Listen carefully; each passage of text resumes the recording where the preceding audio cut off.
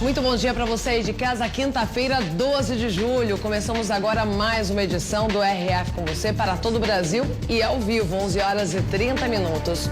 Confira os destaques dessa edição. 3 tiroteios em menos de 4 horas. Madrugada foi violenta em São Paulo. Ladrões surtam armas dentro de delegacia. Escorpiões lideram casos de mortes por animais no Brasil. Criança corre atrás de pipa e cai em poço de 20 metros de profundidade. Após junho parado, lojistas apostam em liquidações para atrair clientes com as baixas temperaturas.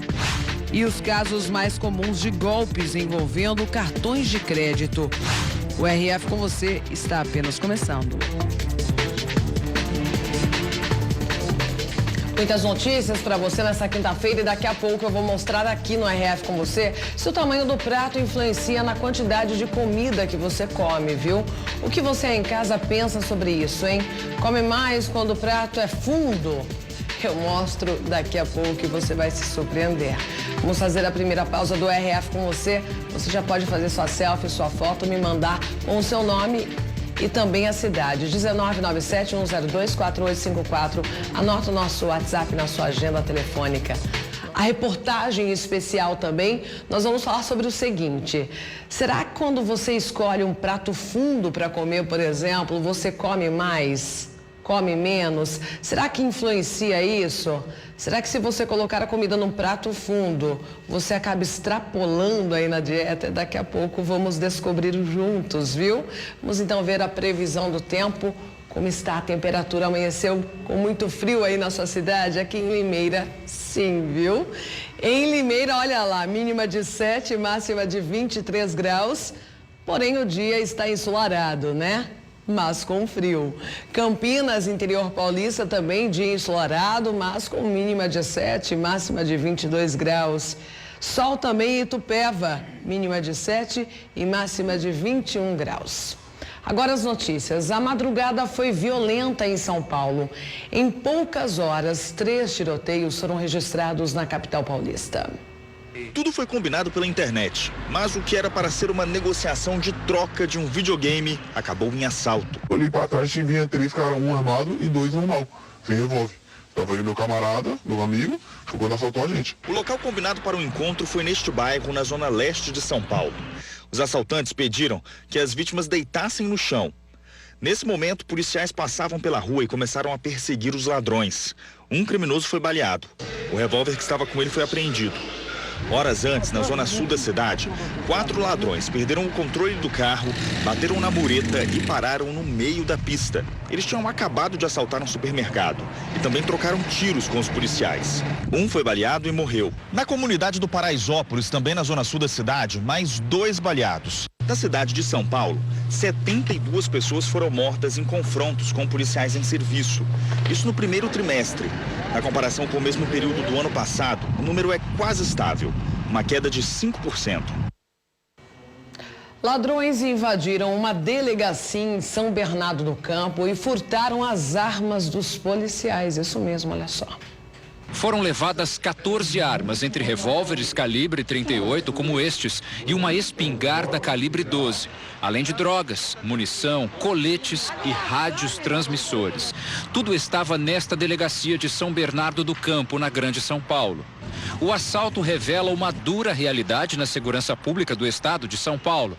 A falta de investimento e de efetivo na Polícia Civil, segundo o especialista em segurança pública. Quando você tem o próprio aparato de segurança pública, atacado sem qualquer receio, sem qualquer medo por criminosos, você consegue ter a noção exata de quanto é frágil a nossa política de segurança pública atual. Hoje você tem um efetivo de agentes, de investigadores baixíssimo, você tem um déficit de número de delegados muito grande, onde muitas vezes um delegado é responsável por 4, 5 delegacias. E por isso você tem delegacias que inacreditavelmente precisam fechar à noite porque não há segurança para se manter essas delegacias abertas. Um arsenal que pode ajudar assaltantes a fazer mais vítimas entre a população.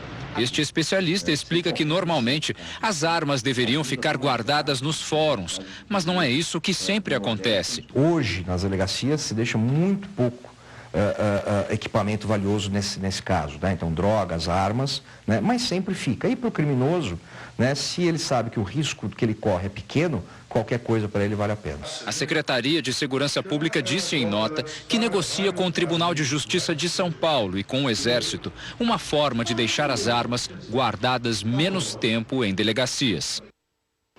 Bom, enquanto isso, no Rio de Janeiro, uma estatística chocante acaba de aumentar. A de policiais mortos. Olha só como foi. O local do crime foi isolado para o trabalho da perícia. Moradores assustados acompanhavam de perto a movimentação dos agentes. O cabo reformado da Polícia Militar, Ronaldo Pereira da Costa, foi baleado durante um assalto em Irajá. O PM dirigia uma motocicleta quando foi rendido por criminosos que saíram de um carro preto. Eles anunciaram o assalto, mas Ronaldo estava armado e reagiu. Houve troca de tiros. O policial foi atingido e morreu no local. Os bandidos fugiram apenas com a arma da vítima. O portal dos procurados do Disque Denúncia divulgou um cartaz em busca de informações que levem aos suspeitos de matar o policial. E os escorpiões passaram a liderar a lista de animais que mais matam no Brasil, posição antes ocupada pelas cobras. O caso mais recente aconteceu no interior de São Paulo. Yasmin estava prestes a completar 5 anos neste mês, mas a menina morreu vítima de uma picada de escorpião. A criança brincava em casa quando disse à mãe que sentia dores. A última lembrança que eu tenho é que ela acordou e falou: mãe, vai ter festa de aniversário pra mim, eu quero minha boneca. Ao ver um escorpião no corredor onde a menina estava, Letícia levou a filha a uma unidade de saúde que não tinha o soro necessário nesses casos. A criança foi transferida 2 vezes até ser trazida a essa UPA em Bauru, no interior de São Paulo.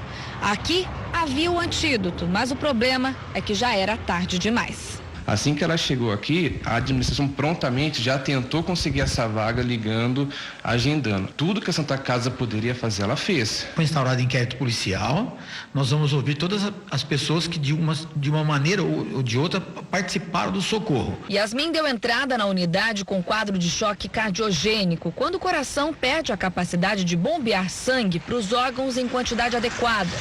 E essa não foi a única morte causada por escorpião nesta semana no interior paulista. Uma criança de 7 anos morreu depois de ser picada na cidade de Sumaré. O animal estava no tênis do menino. No mesmo condomínio onde o garoto mora, um adolescente havia sido picado, mas conseguiu se recuperar. Em Montes Claros, no norte de Minas Gerais, uma menina de 2 anos morreu depois de ser picada por um escorpião enquanto dormia. Ela foi levada para um hospital, mas teve complicações e não resistiu. Segundo o Ministério da Saúde, o escorpião foi responsável por 184 mortes no Brasil no ano passado. Ultrapassou as serpentes que lideravam o ranking de animais que mais matam no país. O soro ele não é administrado para todos os pacientes, é importante se dizer isso. Ele é administrado para os pacientes que após a picada tenha manifestação de gravidade. Ele vai bloquear a ação neurotóxica do veneno nas ações celulares do corpo, ou nos órgãos que o veneno vai atingir. Por isso que é muito importante que ele seja administrado da forma mais rápida possível. E um menino de 10 anos caiu dentro de um poço de 20 metros de profundidade. Ele caiu enquanto corria atrás de uma pipa. Os bombeiros fizeram resgate. O poço tem 20 metros de profundidade. Estava inativo, mas aberto. O resgate durou menos de meia hora.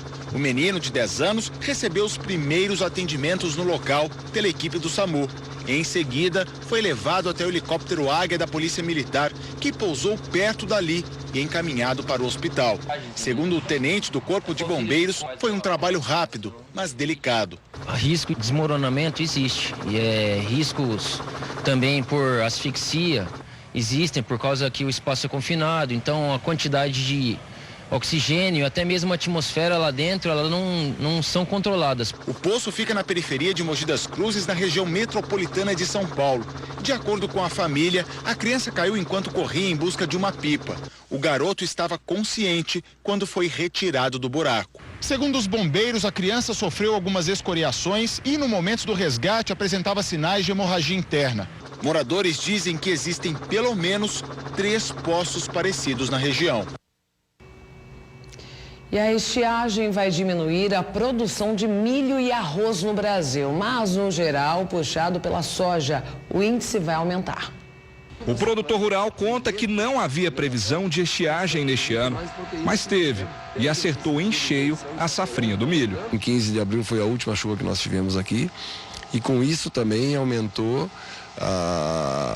o problema que nós não vamos ter a produtividade que a gente esperava, né? Se não bastasse a queda da produção por causa da falta de chuva, o preço do milho também não está atrativo. Por isso, o produtor decidiu usar 40% da área, que no ano passado foi ocupada pelo milho, para plantar milheto. E não se arrepende da decisão. Então eu resolvi reduzir a área, porque eu, na verdade, não estava tendo renda. Segundo o IBGE, a queda na área plantada e na produtividade do milho vai ser fundamental para que a safra brasileira em 2018 seja menor do que no ano passado. A redução deve ficar em 5,3%. A projeção é colher quase 228 milhões de toneladas de cereais, leguminosas e oleaginosas. No ano passado, foram 240 milhões de toneladas. Mesmo com a queda, vai ser a segunda maior safra da história do Brasil. Segundo a Federação da Agricultura, a produção menor de milho, muito usado para ração para animais, não deve causar grande impacto na mesa do brasileiro. O impacto é muito maior na margem de rentabilidade dos criadores de aves e suínos, principalmente, do que necessariamente um impacto aos consumidores. Continuando a falar do clima, só que com outro ponto de vista, a chegada do frio no sul e sudeste tem feito a alegria dos lojistas. É que como as vendas estavam paradas no mês passado, essa é a hora de liquidação. Se o tempo está fechado para os lojistas, para o consumidor é hora de fazer bons negócios. Josiane já está de casaco novo. Comprou na promoção por 1/4 do preço. De R$ 7,99 eu paguei R$ 1,99. Ela saiu às compras para repor o guarda-roupa de inverno da família e conta que costumava gastar R$3.000. Desta vez, deixou pouco mais de 500. Dá para economizar muito, porque eu tenho 3 filhos, então ontem eu consegui fazer uma compra muito boa, menos da metade do preço aí. Eu consegui economizar. Os preços mais baixos são para queimar o estoque empacado. Em São Paulo, as vendas caíram 6% em junho se comparadas ao mesmo mês de 2017. A expectativa era de crescimento. Para todo o inverno, 72% dos lojistas do estado de São Paulo acreditam que as vendas serão iguais ou piores do que as do ano passado. Então a gente percebe que o consumidor começou a comprar. Devido às promoções, devido esse frio que fez agora nesses últimos dias. Não tem como guardar mercadoria de inverno de um ano para outro. Precisa muito espaço e precisa de dinheiro, capital de giro, né? Então acaba promovendo liquidações, às vezes até antes do fim do inverno, né? Os motivos para essa queda são a demora para esfriar, a greve dos caminhoneiros e o clima de Copa do Mundo. O comércio, para vender, ele precisa estar aberto e ter gente frequentando as lojas. Na medida que fecha por causa das paralisações pelos jogos, ou mesmo que ele não feche, mas as pessoas não estão na rua, não estão saindo para compras, isso acaba reduzindo as vendas. Elaine achou o momento certo para comprar e acabou exagerando. A gente estava vendo casaco, conseguimos pegar mais de 50% de promoção de casaco, bota também, bota com mais de 50%, então tá bem interessante os preços. Mas a orientação é não cair em tentações. A educadora financeira diz que são nestas horas que muitas pessoas fazem dívidas desnecessárias. Isso é importante, então eu olhar o que eu tenho dentro já do meu guarda-roupa, já montar alguns looks até para ver se aquela liquidação, aquela roupa realmente vai combinar com aquilo que eu já tenho, se ela não vai ser um desperdício, e eu começar a priorizar o que peças, qual a quantidade e ir direto ao ponto ali daquele desconto. Pesquisar muito e ter o foco antes de gastar são as dicas da professora Elaine. Ela já saiu com um orçamento em mente para comprar a roupa para a filha Maitê, de 7 anos. A gente não tem mais como comprar nada sem pesquisar bem antes. Tem que ser tudo planejado e orçar muito, porque senão você acaba gastando além do que já tinha pensado. Consumo responsável, né? E as empresas até tentam evitar, mas tem aumentado o número de golpes envolvendo cartões de crédito. Preste atenção em como se prevenir. De um lado, bancos investem bilhões de reais em sistemas de segurança. Do outro, estelionatários planejam novos golpes ou adaptam os antigos. No meio, vítimas como Ayrton. De uma hora para outra, ele viu a conta perder R$ 8.200. Não sou milionário. Não posso me dar o luxo de ter uma perda dessa. O banco teria que ter tomado uma atenção, né? Falei assim, está saindo do padrão do seu Ayrton, entendeu? E isso não ocorreu. É preciso estar sempre alerta. Ayrton, assim como a maioria dos brasileiros, achava que jamais cairia num golpe. Tinha até se livrado de um por telefone. Só que meses depois, uma moça ligou no número fixo dele e desta vez o aposentado não desconfiou. A moça muito educada, muito simpática, relatando que meu cartão havia sido clonado, que eles mandariam um portador para retirar esse cartão, que eu não usasse. Ayrton acreditou na suposta funcionária de um banco e entregou o cartão para um motoboy. Esse golpe é antigo e está de volta. Bancos alertam os clientes dos inúmeros tipos de fraudes. De acordo com uma empresa de análise de crédito, em um mês, mais de 160 mil tentativas de golpes com cartões são registradas no Brasil. Nessa segunda-feira mesmo, nós mostramos uma quadrilha que foi presa no Rio de Janeiro. Os criminosos usavam cartões clonados para pagar diárias de hotéis de luxo. Depois de uma denúncia anônima, o trio foi pego em flagrante. As câmeras de segurança registraram os estelionatários tentando aplicar o golpe na recepção do hotel. A forma mais comum de clonagem de cartões funciona assim. Nos caixas eletrônicos ou nas máquinas de passar a compra, criminosos instalam um chip interno e quase imperceptível. O equipamento armazena os dados e até a senha dos cartões. A partir daí, eles reproduzem o clone. Para evitar a fraude, fique atento à máquina. Quando ela está adulterada, o cartão entra quase todo. É bom ficar de olho também se a luz do teclado está normal e se a máquina não é maior do que o padrão. Simone já foi vítima.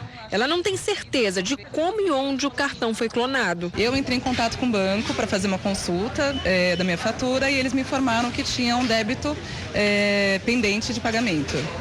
E eles que foram atrás dessa informação e descobriram que o cartão tinha sido clonado. Sérgio também já viu os gastos dobrarem sem ter comprado qualquer coisa a mais. No caso dele, o cartão estourou o limite. Na fatura tinha uma tatuagem no valor de R$2.000 que ele nunca havia feito. Coloca de lado esses gastos que o senhor não reconhece e paga somente os seus. Aí eu fiz isso, deixei de lado, tive que calcular tudo, se tinha alguns juros nos meus gastos, fazer o meu pagamento. Fiz uma carta manuscrita, dizendo, apontando tudo o que aconteceu, escrevendo todos aqueles débitos.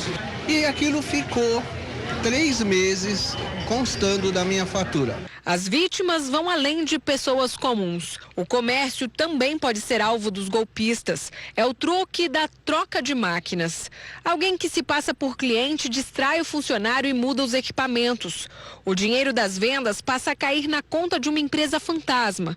Aqui a estelionatária finge algumas vezes tentar colocar a senha. Assim que tem a chance, ela troca as máquinas do salão de beleza. Há também os falsos prestadores de serviço. Eles dizem que o equipamento precisa de manutenção e fazem a troca. As quadrilhas chegam a entregar protocolos e ordens de serviço com a marca d'água do banco. Tudo para enganar os comerciantes. A criatividade vai longe. Este falso cliente faz o orçamento um dia antes. Ele reproduz um comprovante de pagamento com o mesmo valor e volta à loja. O homem entrega o cartão dele e o caixa pede a senha. É aí que o golpe acontece.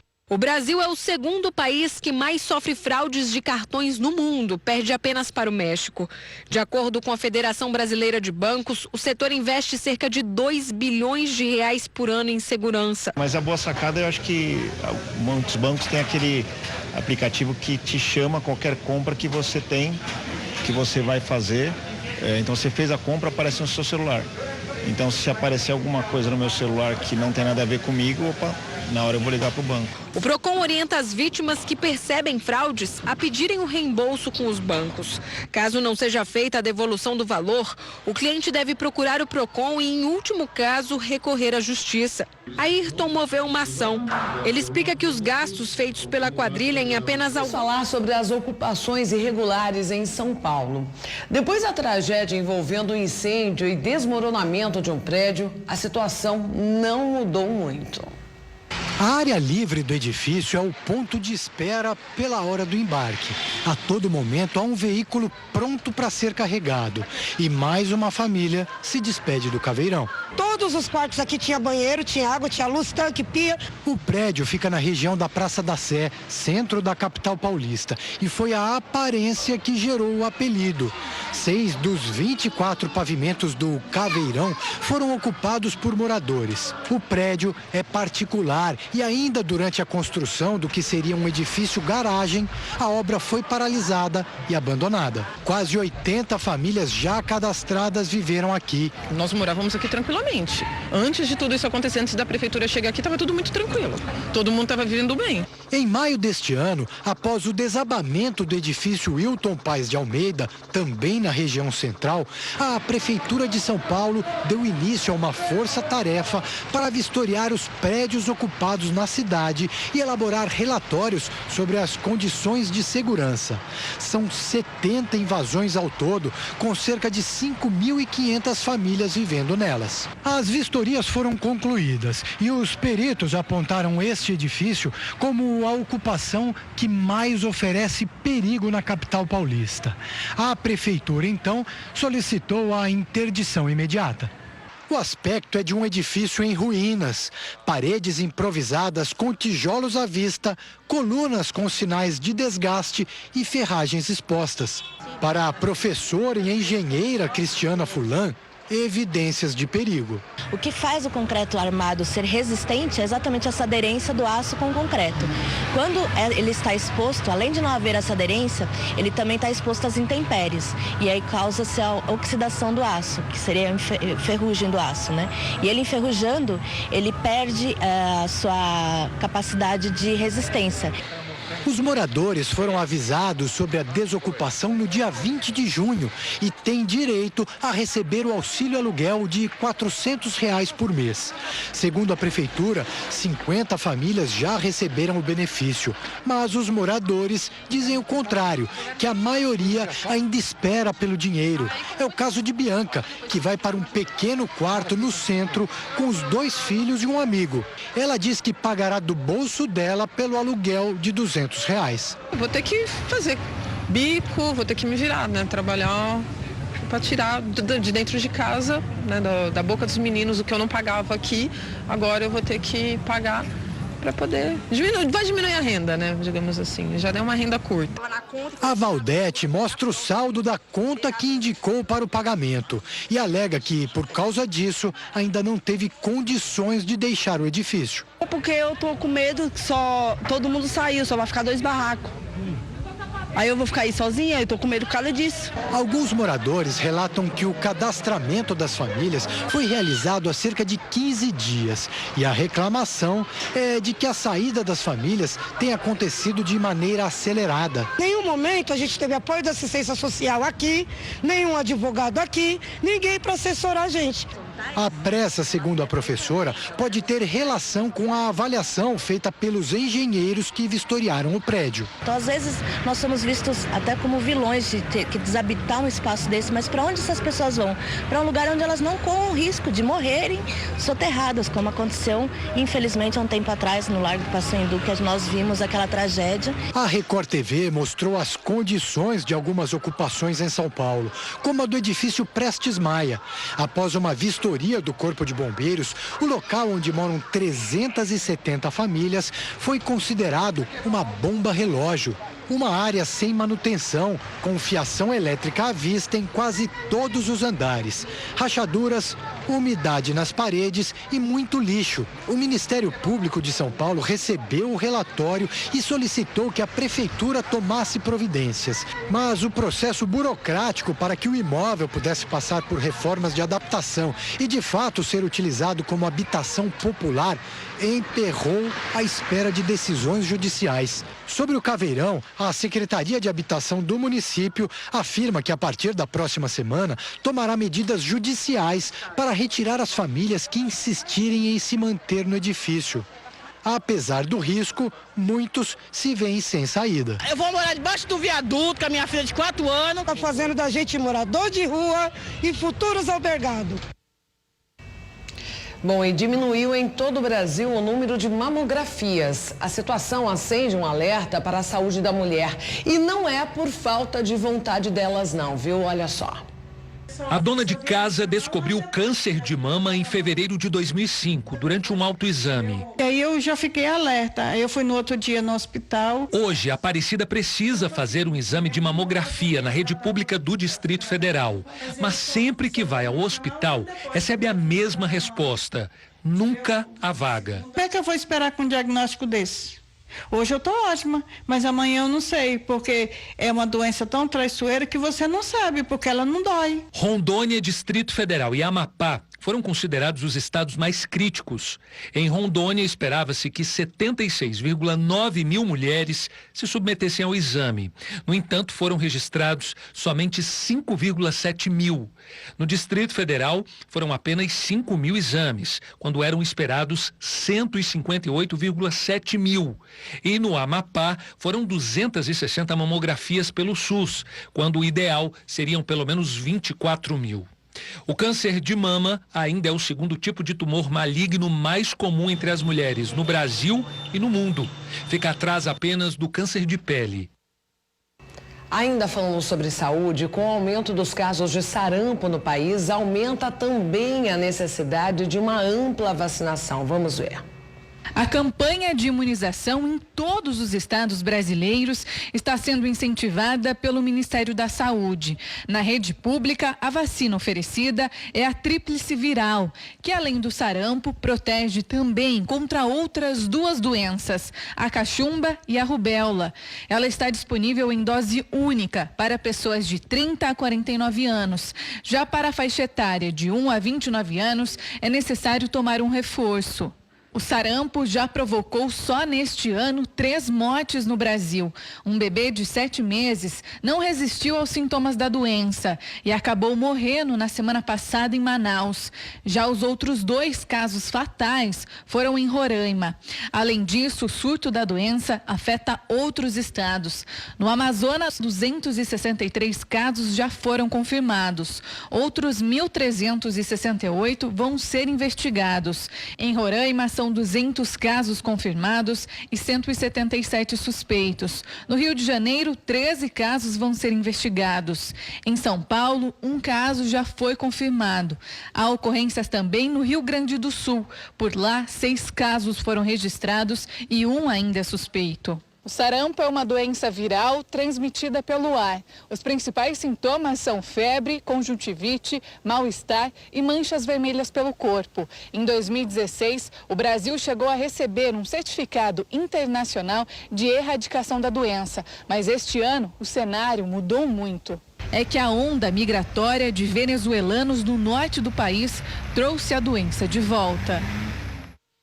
Agora o assunto é política.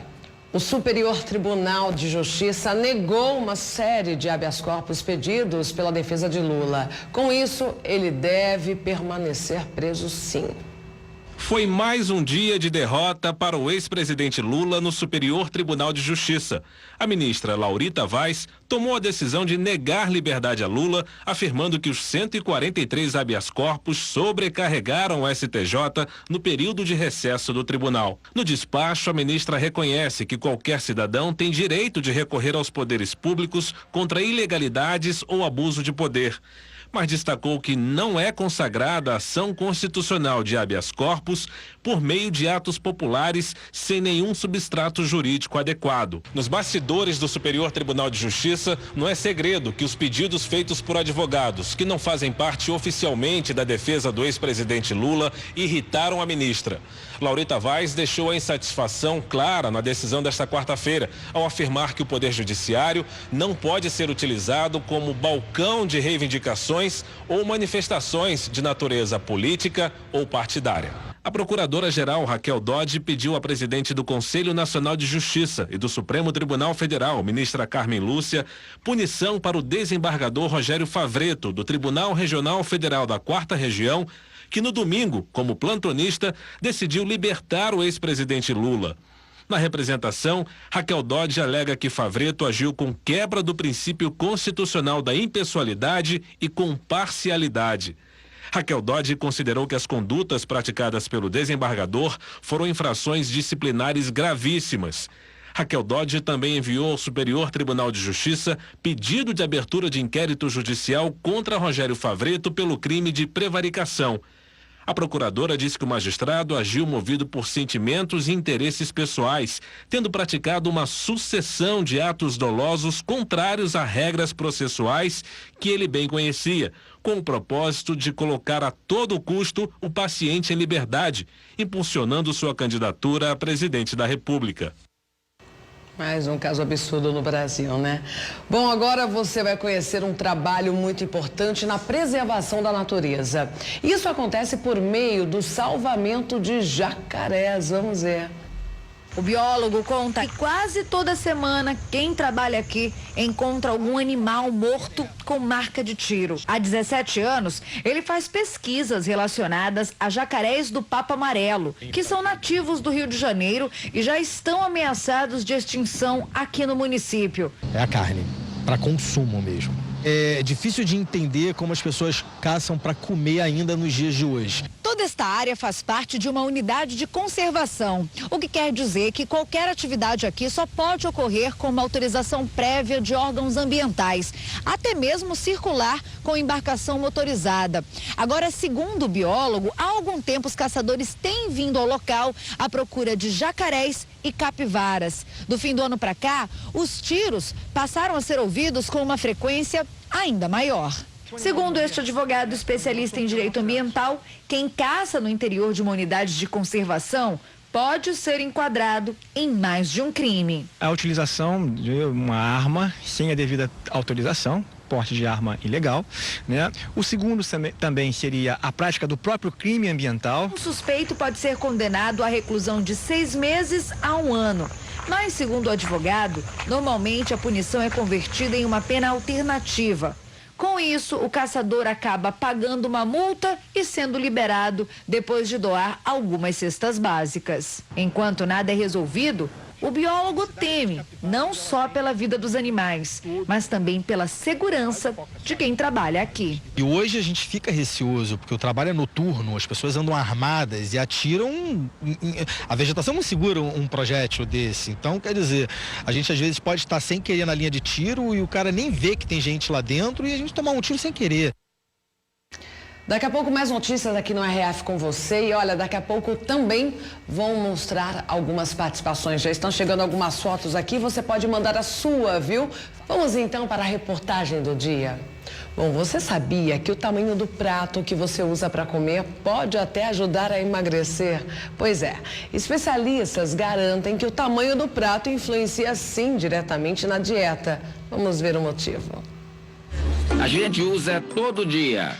Mas você já parou para pensar por que comemos no prato? O prato faz diferença, faz parte da cultura ali, da alimentação. Não se sabe ao certo a origem dos utensílios para colocar a comida. Já o prato propriamente dito surgiu na Idade Média, por volta do século XII, com os nobres. Esse objeto específico tem a ver com algumas mudanças sociais importantes que vão começar a acontecer no final da Idade Média. No início você tem as pessoas compartilhando travessas, nas quais cada um pega um pedaço, enfia seu garfo, volta do século XIII, você começa a ter uma preocupação de se afastar, principalmente as pessoas, os nobres guerreiros, se diferenciar dos camponeses. Nessa época, os materiais mais utilizados para a fabricação de pratos eram estanho e prata. Os europeus só conheceram a cerâmica no século XVI, quando os grandes navegadores chegaram ao Oriente. Onde a cerâmica é toda trabalhada, elaborada, desenhada. E aos poucos isso também começa a acontecer nas indústrias do Ocidente, né? Já no século XVII para o XVIII. Século XVIII, que você começa a ter o esboço de revolução industrial, aí o prato se populariza, né? No Brasil, o hábito de comer em pratos veio com a família real e os nobres portugueses. Mas foi um costume que demorou para pegar, viu? Foi só na metade do século XIX, nos anos 1800, quando as manufaturas passaram a produzir pratos em grande quantidade. Prato raso, prato fundo, redondo, quadrado. O uso de cada um deles depende do alimento e do formato preferido. Tem prato que às vezes é muito pequeno, aí você faz o prato e fica aquele negócio caindo para fora. Prato raso para comidas mais sólidas do dia a dia. E além do formato, quando o assunto é prato, tamanho interessa sim. Que o digam os restaurantes, tipo comida por quilo. Quanto maior o prato, mais você põe e mais caro fica. O prato é muito grande, a gente tem a ideia de que ele está vazio, que eu tenho que preenchê-lo. Então, o buffet ganha o valor e a gente perde comendo uma quantidade maior de alimento. Por isso, a dica do nutricionista é, antes de escolher a comida, escolha bem o prato. Enquanto eu não tenho uma consciência naquele ato de alimentação, ou seja, no que eu estou fazendo, o ideal é pegar um prato menor. A partir do momento que eu tenho uma consciência, que eu já sei a quantidade que eu preciso, o que me faz bem, não tem importância eu pegar um prato maior, eu só não preciso enchê-lo todo. Vamos conhecer outras curiosidades sobre os pratos? Já imaginou perder 40 quilos comendo de tudo? Essa cabeleireira provou que isso é possível. E o segredo está no prato, ou melhor, no tamanho dele. A dieta da Daniele não inclui uma mudança no cardápio, e sim a quantidade de comida. Por isso, em todas as refeições, ela usa esse pratinho aqui de sobremesa, café da manhã, almoço, jantar, ela só come nesse prato. Enquanto a família come nesse aqui, olha só, bem maior. Por que você aderiu o pratinho pequeno para poder comer? Na verdade, eu tive que criar uma estratégia, né? Só o que cabe nesse pratinho é o que você vai comer. E sem fazer montanha, né? Que isso não, também não vale. Quando eu troco um prato normal por um prato de sobremesa, e um copo grande, mais largo, por um copo menor e mais estreito, eu estou colocando uma quantidade de comida menor no prato. Consequentemente, quando eu acabar de comer, o meu cérebro entende que a comida acabou. E eu estou satisfeito. E é só montar os pratos para anotar a diferença. Enquanto a Daniele come só um pouquinho, a família dela não abre mão do pratão. O especialista afirma, pode usar o prato grande, mas de preferência para saladas. É porque eu estou falando de um alimento rico em vitaminas, rico em minerais, com baixa quantidade de calorias e muita quantidade de fibra, que vai ajudar o funcionamento do meu intestino.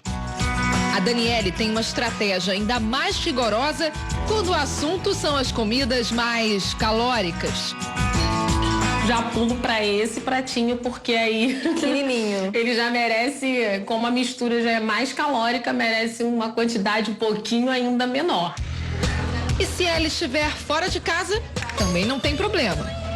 Você vai no self-service, tem essas tentações todas, variedades, comidas calóricas. O que você faz? Não tem prato de sobremesa? Eles servem para você? Então, tracei mais uma estratégia que é realmente só trabalhar com fundinho. Você só enche o meio do prato. A marcação do círculo, né? E sempre baixinho. O resultado é uma Daniele com a autoestima lá em cima. Isso eu vou levar pra vida. Tradição. Para a família Taverna, comer a macarronada no domingo é obrigatório. E tem um detalhe, viu? Tem que ser no prato fundo. Mais fácil de você pegar o macarrão, né, de enrolar. E aí depois o molho também não escorre do prato. Eu acho que pra mim é um conforto. Eu entro num prato fundo, vai ter um aconchego. E foi exatamente para colocar sopas e alimentos líquidos que os pratos fundos foram criados. Anteriormente ao prato fundo, você tinha cumbuca, certo? As cumbucas aparecem em muitas das gravuras medievais, né? Já as pessoas com uma cumbuca na mão e tentando chegar num grande caldeirão onde tem o caldo. Tradicionalmente usado para sopa, com o passar do tempo, esse modelo de prato foi ganhando popularidade e se tornando um item indispensável na mesa do brasileiro. Hoje nós temos pratos, formatos bem variados, ou maiores, a aba mais larga, e quanto mais funda for a base, mais ela guarda o calor por mais tempo. E aqui na cantina italiana, até as novas gerações já estão aprendendo a comer o espaguete ao sugo no prato fundo. Dá gosto de ver a Sophie comer. Sophie, é mais fácil para pegar o macarrão? É mais fácil assim? E a preferência para as crianças comerem em prato fundo não acontece só em restaurante. Na casa da Raquel, em Minas, também é assim. O prato mais fundo eu acho mais prático, porque são duas crianças que eu tenho que dar ao mesmo tempo. Cabe mais comidinha, é mais difícil de cair, de sujar mais ainda. Nicolas e Pietro têm 1 ano e 2 meses. Para evitar qualquer tipo de acidente com as crianças, Raquel usa recipientes fundos de plástico. Dá um prato que não vai quebrar, que ela não possa se machucar.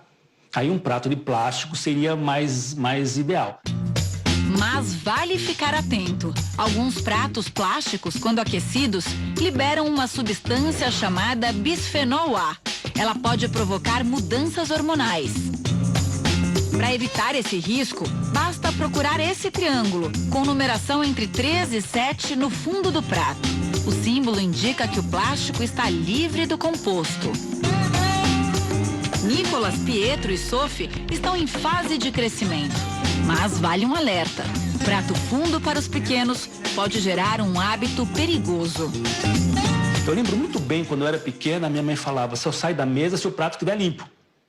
Né? Se você não limpar o prato, você não vai brincar. Se não comer tudo, não tem doce. Então a criança, ela tem uma percepção de saciedade mais rápida do que o adulto. E quando eu forço ela a comer tudo que está no prato, que é o que o adulto colocou e acha que a criança deve comer, ela vai perdendo essa percepção. Mas então, qual será que é o tamanho de prato ideal? Um prato bom, né, é um prato de tamanho médio, que eu tenho uma consciência, né? Então esses pratos que estão na mesa são ótimos os tamanhos.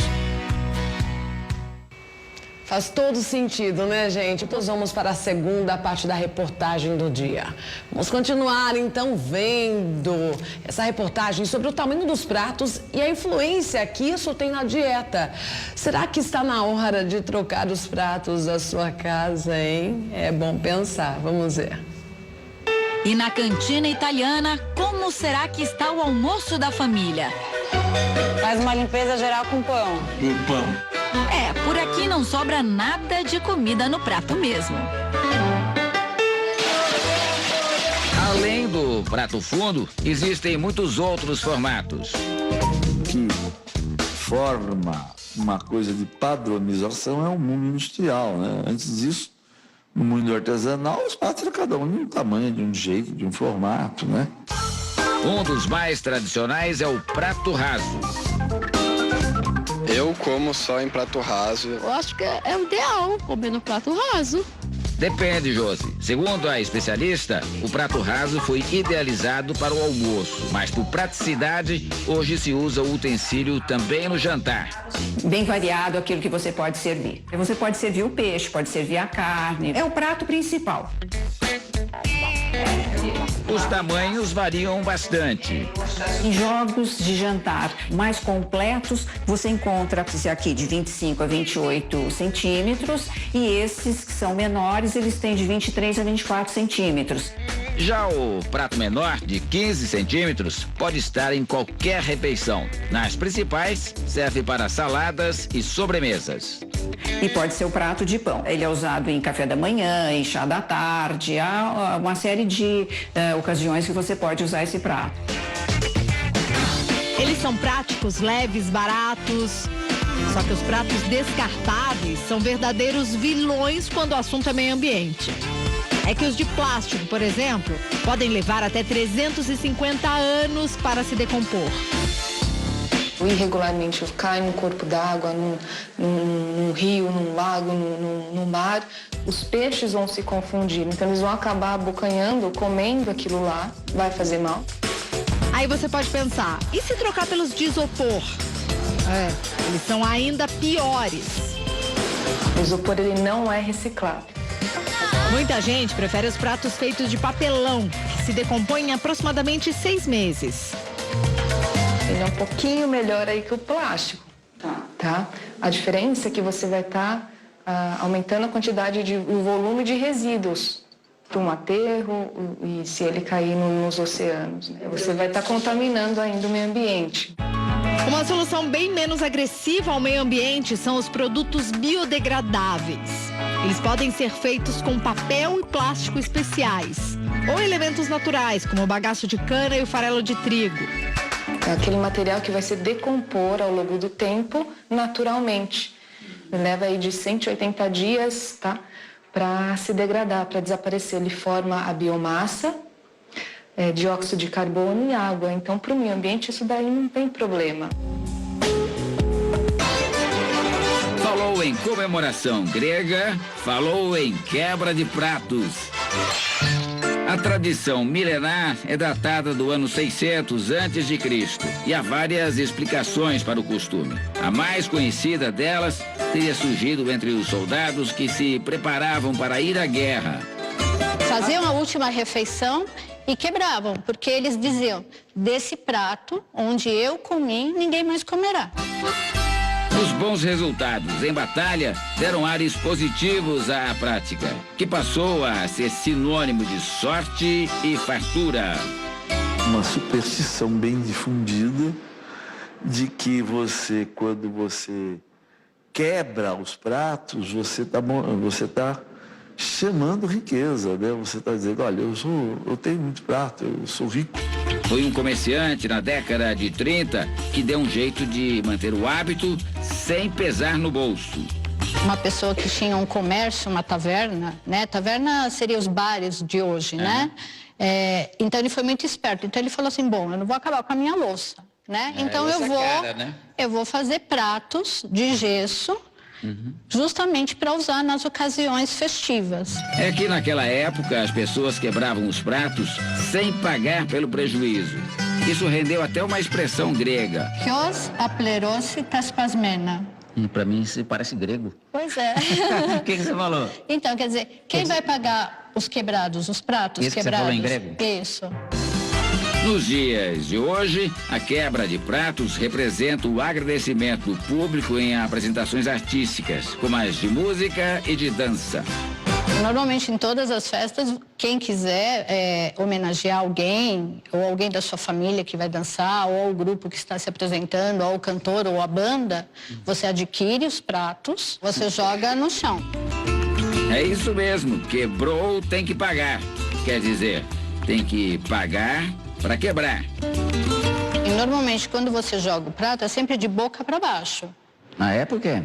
Porque jogando dessa forma, com a boca para cima, ele estilhaça e ele pode pular caco. E mesmo sendo de gesso, ele pode chegar a machucar alguém. Então, quando você joga de boca para baixo, né, ele espatifa e fica. Hora de testar.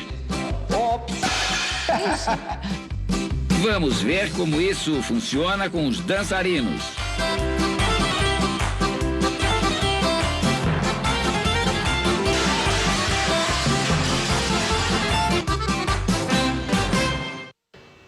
Sempre bom aprender um pouco mais sobre as culturas, né? Bom, você sabia que uma mulher pode pedir na justiça que o pai da criança ajude a bancar as despesas durante o período de gravidez? Esse é o tema do nosso quadro de Direito do Consumidor que você vê agora. Olá, pessoal. Tudo em ordem? Gente, existe uma lei que é a 11.804 de 2008, que esse ano em novembro vai completar 10 anos, que fala sobre alimentos gravídicos. Gente, o que é isso? Muitas vezes, quando a gente fala e pensa numa pensão alimentícia, a gente justamente pensa já na criança, correndo, pulando, e o pai sendo obrigado a pagar aquela pensão. Mas essa lei foi criada há 10 anos e visa justamente o quê? A proteger o desenvolvimento do embrião ainda no útero da mãe. Justamente por isso que ela é chamada de alimentos gravídicos. Eles são devidos desde o momento da concepção até o momento do parto. E o curioso é que ela existe justamente o quê? Para preservar os interesses da própria vida e desenvolvimento dessa criança, desse menor, tá? Esses alimentos são dosados pelo juiz, levando-se em conta as necessidades da gestante com despesas adicionais envolvendo o próprio período de gestação. Ou seja, exames, o próprio parto, uma alimentação especial, um acompanhamento psicológico, alguma necessidade pontual que ela precise justamente em razão desse período de gravidez. E uma coisa muito interessante dessa lei, que ela não exige a prova absoluta da paternidade. O que a lei fala? Que, havendo indícios de paternidade, o juiz irá fixar esses alimentos gravídicos. Ou seja, se você tiver fotos, troca de mensagens, testemunhas ou qualquer outro meio de prova que leve ao indício da paternidade, já é possível fazer esse pedido na justiça, tá? Esses alimentos, eles seguem aquele binômio possibilidade-necessidade, ou seja, são realmente só para cobrir essas despesas pontuais.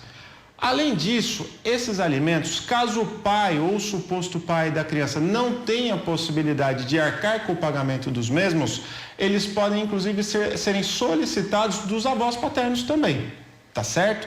Além disso, a duração dessa pensão alimentícia, desses alimentos gravídicos, ela vem desde o momento da concepção, onde eles já podem ser solicitados, até o momento do parto. O que é importante vocês saberem? Se após o parto não houver nenhum questionamento do pai ou suposto pai da criança, eles se convertem em uma pensão alimentícia regular, que pode tanto ser revista para cima ou revisada para baixo, de acordo aí com as necessidades e possibilidades das partes, tá bom? Gente, além disso, o que vocês precisam saber também? Existe uma única possibilidade da gestante, da mulher, ser obrigada a devolver todos esses valores recebidos a título de pensão, a título de alimentos gravídicos durante a gestação. É se comprovada a má-fé dessa mulher, ela indicou como pai uma pessoa que realmente não era e não tinha por nenhuma circunstância como ser o pai dessa criança, tá bom? Pessoal, é uma lei que existe há 10 anos, poucas pessoas conhecem e existe justamente para preservar os interesses, o desenvolvimento, a dignidade desse embrião. Então, um exemplo prático que nós podemos dar é aquela gestante que, por uma gravidez de risco, precise de um repouso absoluto e não consiga justamente prover os meios necessários de subsistência, seja com alimentação, seja com medicação ou qualquer outra necessidade. Justamente com essa finalidade é que foi criada essa lei, que existe há 10 anos. Pessoal, Lei 11.804/2008. Espero que vocês tenham gostado de mais essa dica legal. Encontro vocês na próxima. Até mais. Até mais, doutor Tomás. E daqui a pouco você vai ver aqui no programa que com a alta do dólar, os jovens voltaram a preferir destinos nacionais para passar as férias. E aí, já me mandou uma participação, a sua foto com o seu nome, a cidade, o que está achando do programa? Se ainda não mandou, já prepara aí o celular, Tira a foto, a selfie, tem que ser assistindo o RF com você e me manda, viu? Estou aqui esperando. 1997-102-4854. Falando em participação, quero ver algumas fotos. Vamos lá. Um super beijo para Cuica, de Brejões, Bahia. Super beijo para você. Ótima quinta-feira, viu? Wellington, de Paraibuna, interior de São Paulo. Beijão também, Wellington. Ana Célia, de Garanhuns, Pernambuco. Bom, e uma modelo causou muita polêmica após ser atacada por um tubarão enquanto fazia fotos para uma rede social. O caso aconteceu nos Estados Unidos.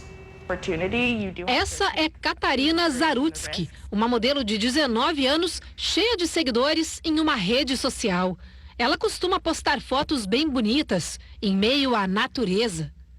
Mas, dessa vez, durante uma viagem de férias às Bahamas, ela quis inovar, tirar uma foto diferente para postar na internet.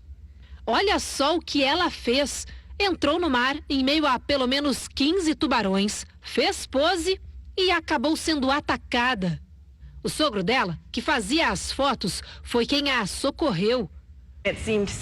Parecia seguro, eu já tinha visto muitas fotos como essa, então pensei que estava tudo bem, disse Catarina em entrevista a uma rede de televisão americana. O dono da marina onde aconteceu o ataque disse que os tubarões lixa são uma espécie considerada mansa, mas que provavelmente estavam com fome quando atacaram a turista. Por sorte, o ferimento foi leve. Catarina disse que se lembra bem da sensação de quando o tubarão a puxou para debaixo d'água. Ela disse que era como se 15 pessoas diferentes estivessem ao mesmo tempo apertando com força o pulso dela. Essa americana diz que definitivamente não foi uma boa ideia. Eu nunca faria isso, diz. Para esse homem, Catarina conseguiu o que queria: mais seguidores.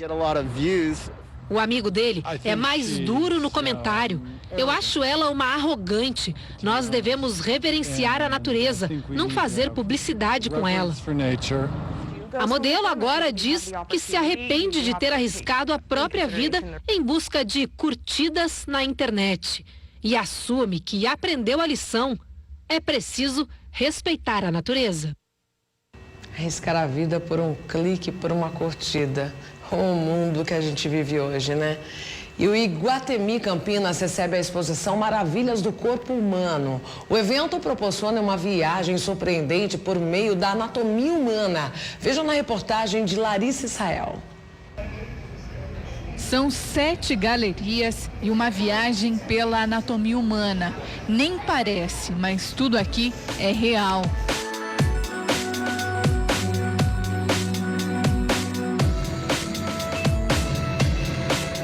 Visitada por mais de 40 milhões de pessoas em diferentes países, a exposição conta com 9 corpos reais, em poses naturais e inusitadas, como a acrobata e o tenista, numa visão tridimensional da espécie humana que aproxima ainda mais o público das obras. A exposição Human Bodies é uma exposição de corpos humanos reais. Aqui o público vai se deparar com estruturas reais, desde a fase fetal até a fase adulta, passando por todos os órgãos, todos os sistemas, conhecendo o seu próprio corpo. A partir disso, quanto mais você conhece seu corpo, melhor você cuida dele, melhor qualidade de vida você tem. Além disso, o visitante poderá ver de perto como o corpo humano responde a danos externos, como o tabagismo e problemas de saúde. Para manter esse aspecto realista, os corpos foram submetidos a uma técnica desenvolvida na Alemanha. Eles são preparados através de uma técnica chamada de plastinação. De forma simples, a dissecação do corpo para ver a estrutura interna. Aí nós desidratamos o corpo com acetona para eliminar o odor corporal. Aí banha-se num plástico líquido chamado polímero de silicone. A partir daí, os corpos podem ser transportados para qualquer lugar do mundo. Outra novidade desse acervo inédito que está em Campinas são as peças dos animais, que estão perfeitamente conservadas. Esse acervo, além de ser inédito, com novos corpos, novas patologias, novas estruturas, nós temos uma galeria com animais. Aqui o público vai poder observar essa comparação da organização dos órgãos, da musculatura e conscientização. que nós devemos cuidar também, tanto dos seres humanos como dos animais. A mostra internacional é aberta ao público de todas as idades. A Úrsula, por exemplo, saiu de Itu para acompanhar de perto a exposição com a filha, de 8 anos. Gostei bastante. Na verdade, eu vim por causa da Júlia, porque ela queria conhecer, mas me surpreendeu bem. Acho legal ver tudo como funciona, eu principalmente, que não ando me cuidando tão bem, aprender a me cuidar melhor. E depois de percorrer o pavilhão, a Júlia aprendeu um pouco mais. Meu corpo humano tem que ter uma alimentação saudável.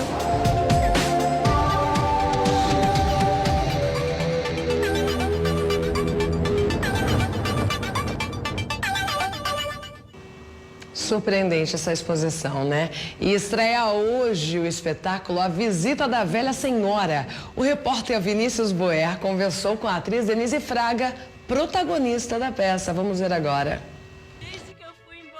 Em A Visita da... É um autor genial, ele escreve uma tragédia cômica, né? Você morre de rir, mas ele leva a gente para um assunto muito profundo e que nos diz muito respeito, que é o que acontece com a gente diante do dinheiro, o que pode acontecer com a gente. Onde você ri ao mesmo tempo que você vai vendo e até, às vezes, se reconhecendo no que acontece com as pessoas na iminência desse bilhão, com a possibilidade de ganhar esse bilhão.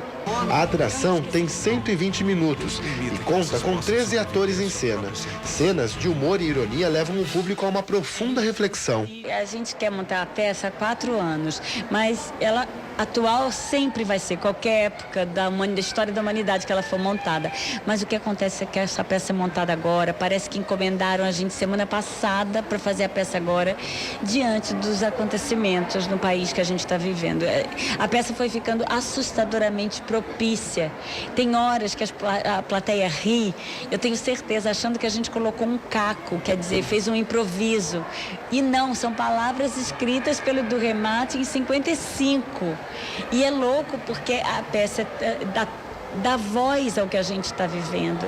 Iguatemi de Campinas. Eu ainda amo você, cara. Bom, então reforçando, o espetáculo acontece no Teatro do Shopping Iguatemi até o dia 15 de julho e os ingressos já estão à venda na bilheteria do teatro.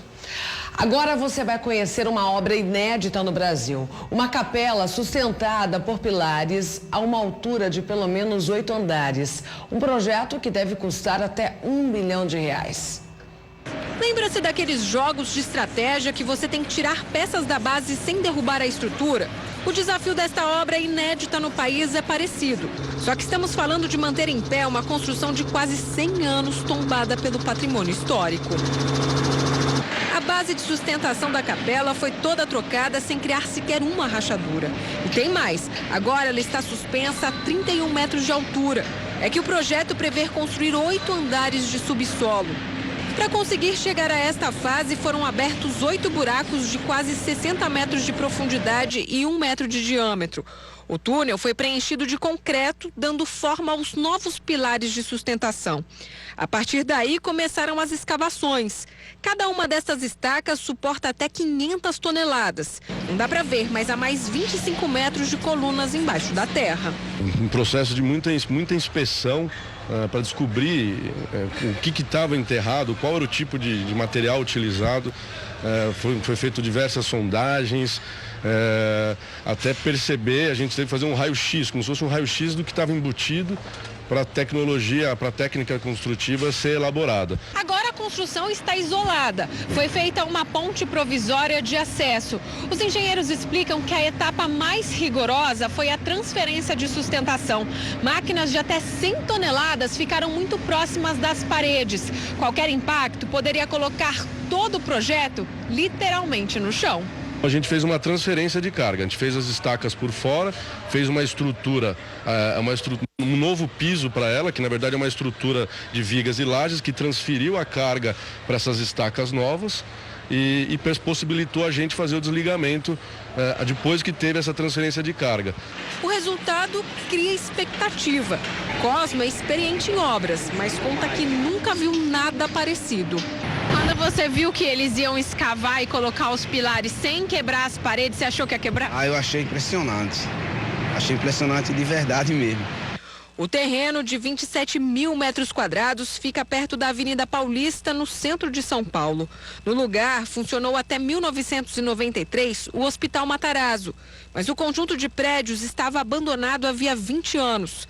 Até um grupo francês comprar a área para construir o que será um dos empreendimentos mais luxuosos do país. O que a gente vai preservar, na verdade, é um tombamento visual.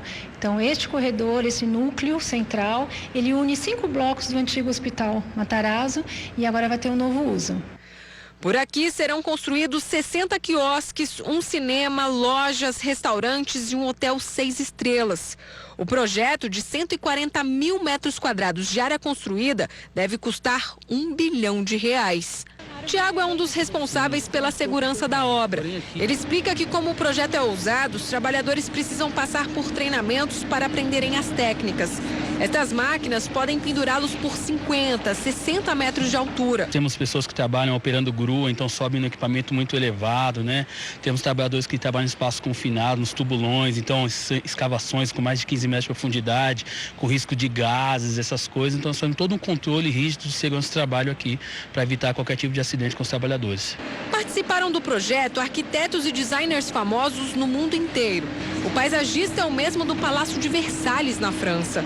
A inauguração do complexo está prevista para o fim do ano que vem. As pessoas estão passando pela Paulista, ou indo e vindo, elas acabam não parando, né? E esse vai ser um lugar para estar e não só para passar. Bom, e com a alta do dólar, destinos no Nordeste brasileiro voltaram a se tornar preferência entre os jovens no período de férias escolares. Uma das principais opções é Porto Seguro, na Bahia.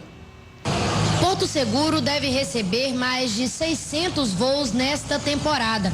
O aumento em julho chega a 50% em relação aos meses anteriores. Um dos principais destaques desse período é o desembarque de estudantes que estão concluindo o ensino médio e, ao invés de festa de formatura, optam por uma viagem. Porto Seguro se tornou um dos destinos preferidos dos formandos e, ao longo desse mês, deve receber mais de 25 mil jovens de todo o país. Só uma operadora especializada nesse tipo de viagem fretou cerca de 300 voos, quase metade do esperado para o mês. A gente percebeu que com a nossa chegada, já há 20 anos atrás, os adolescentes estavam precisando de algo diferente. Eles tinham uma noite de festas, que é o tradicional, baile de formatura deles, e a gente chegou com uma proposta diferente de 7 festas em uma semana. Nesses 2 hotéis, a taxa de ocupação é de 100% até o fim do mês. Como são férias escolares, é um público mais jovem que requer uma animação, uma agitação melhor. Neste cenário de praias bonitas e muita diversão, eles conseguem deixar a pressão dos estudos um pouco de lado até voltar para casa. A gente está em ano de vestibular, então a pressão dos pais, da família é enorme. E quando a gente voltar com a todo vapor e passar no vestibular nos cursos que a gente quer.